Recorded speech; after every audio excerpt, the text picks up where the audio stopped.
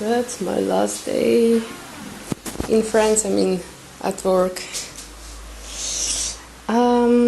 Yeah, no photos anymore, no paintings, just one big mess. Here we are in the middle of nowhere with suitcase, two backpacks, one, two, and small bag. I am already out of my place. It's early morning, around 8:30, and I'm waiting for my BlaBlaCar to take me to the place of my friend in another part of France. I'm gonna spend there like a week or two, not sure yet. But yeah, this chapter is kind of closing.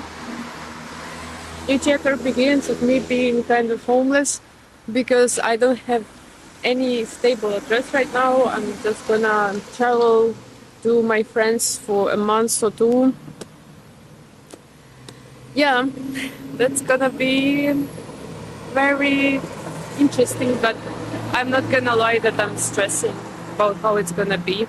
I've been volunteering with European Solidarity Corps in France, in Normandy, since November 2024 till July 2025. And in this video I'm going to talk about my experience, reflection on these 8 months and how they shaped me and what kind of insights I got. I asked ChatGPT for journaling prompts, but I wanted to do it in a format of video.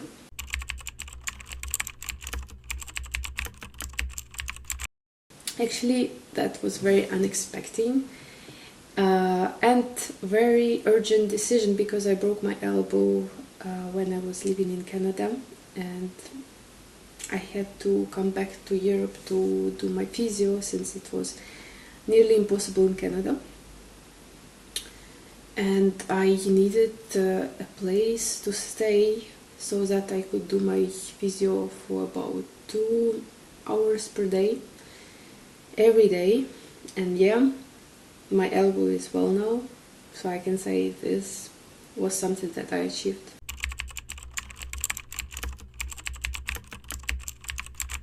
From the very beginning, I just needed to heal my elbow. I didn't expect to make friends, I didn't expect to learn a language, even though I was like really open to it, but I tried to just lower it to me getting better mentally and physically, because also I felt I got a burn down in last few months.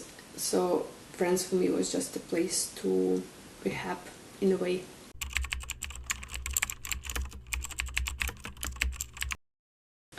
My best memories, I guess, were when we had a seminar in Paris. It was back in November. At that time, I was already in France for 2 weeks.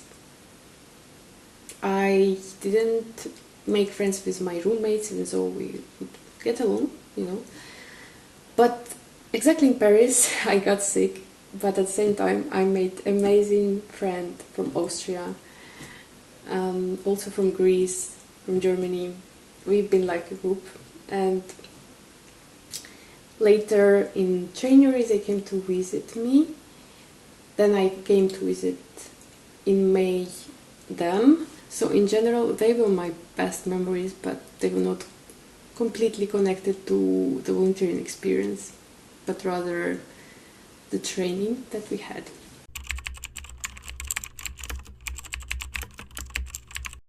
That it was healing, it was depressing, it was resting, it was learning, it was challenging. I guess this 5 would describe it best.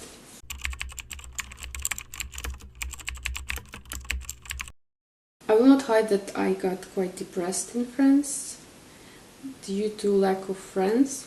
I would say absence of friends. I didn't really like the job I was doing. I realized I don't really like working with kids. It was quite tiring. I wouldn't have energy after work. And And the hand thing, that I had to do this physio 2 hours per day, was quite tiring, and I wouldn't have time for anything after. I would just go and sleep and repeat next day. So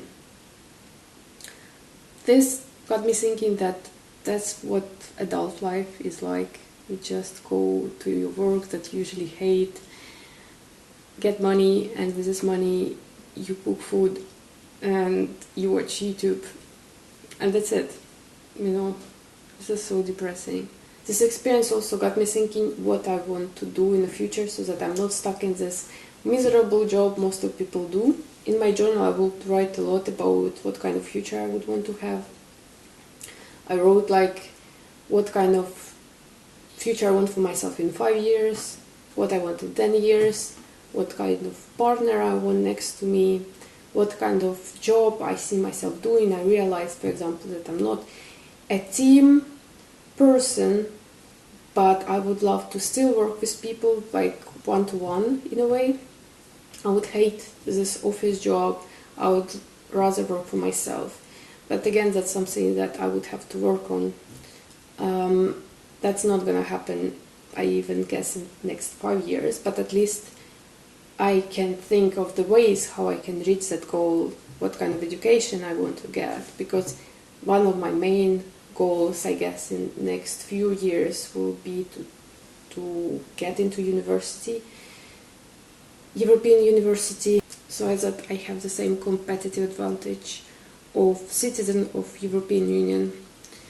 Also would be just focus on what exactly I want to do.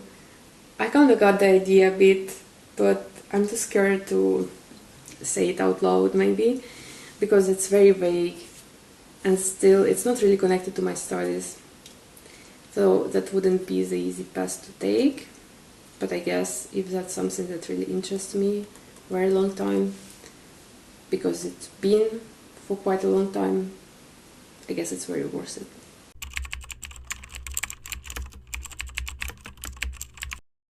Here I started journaling every day. Every day I would write my thoughts. That would let me to process everything. I've been through last 3 years because everything was in such a rush that I didn't have time to really think of things.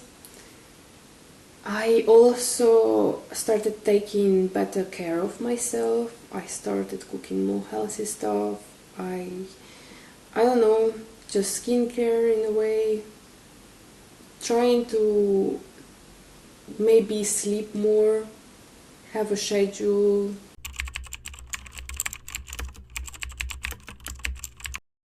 The hardest part for me was actually to be a part of a team at work. I didn't fit at all. It's not only a language barrier, even though it was also very disturbing, but also I just didn't fit in the group. I didn't understand their jokes, they didn't understand mine. I would often have to explain myself and I would ask for the same. It's just like we were so different, we just didn't connect. And this was the most disappointing part for me. I really need people, I love people. So if there is no connection, I'm getting sad and depressed very easily. That's what happened.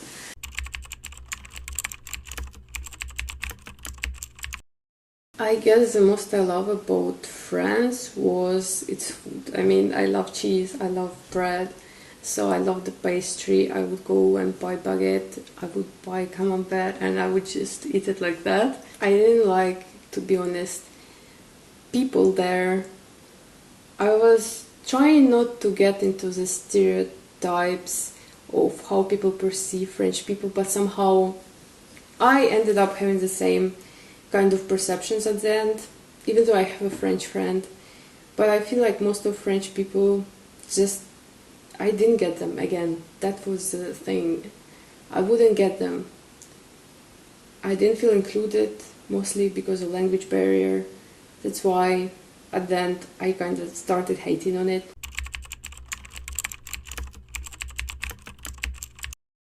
Also, since the new year, I stopped using social media. I mean, mostly Instagram, but I got really into YouTube, as you can see. especially in this channel. But I'm proud to say that I'm not addicted to social media. I would play YouTube on the background when I'm eating or before going to sleep, because I watch cartoons so that I fall asleep. But I'm not scrolling on Instagram for hours and hours as before. I started reading a lot.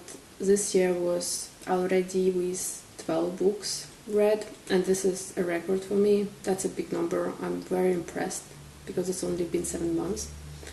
That's a goal, 20 books this year. See me doing it. And doing this YouTube channel, I've been thinking of doing it for quite a while, and I feel, yeah, without Instagram I got so much time to do journaling, to do my physio, to do my YouTube, to just, even I started doing yoga. Somehow, in the small things, you see a big progress. My French, for example, I was active learner for about 2 months, using flashcards, going to classes, listening actively, but with this disappointment of not fitting in the society and not having friends, my motivation just went downhill. So I just stopped. I would pick up words at work. I would be surrounded all the time by French speakers, so I would still learn, and people would say that I do improve, and I was quite impressed because I now have been learning passively in a way. And now I can say that I can maintain a conversation about daily topics. I can tell about myself. I guess that's around A2, maybe I'm getting a bit closer to B1, but that would be very loud to say because I'm very bad at writing. I can say things, but I have no idea how they're written. That's definitely not B1.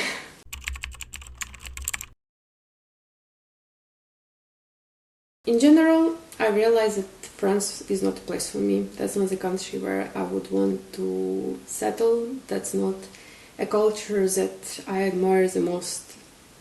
This made me realize even more how much I love Spain and how much I want to come back there. That was time of taking my time, you know, just being with my thoughts, with myself, thinking about all the things that happened in the past 3 years. It was quite hard and challenging. I wouldn't say that it was relaxing. I wouldn't say that it was very joyful time, but that was important time to have. And I look forward to a new chapter, to new things that are about to come. Not long ago I made a video about European Solidarity Corps, explaining how it works and what kind of opportunities they have for young people in Europe. If you're interested, check it out. Even though I might scare you off with what kind of insights I got, but I think that's really how lucky you are. I was just not in a place, in the right place, not in the right mind, maybe to fully appreciate and take advantage of this experience, but I got it my own way and I don't regret it, making it the way I made it.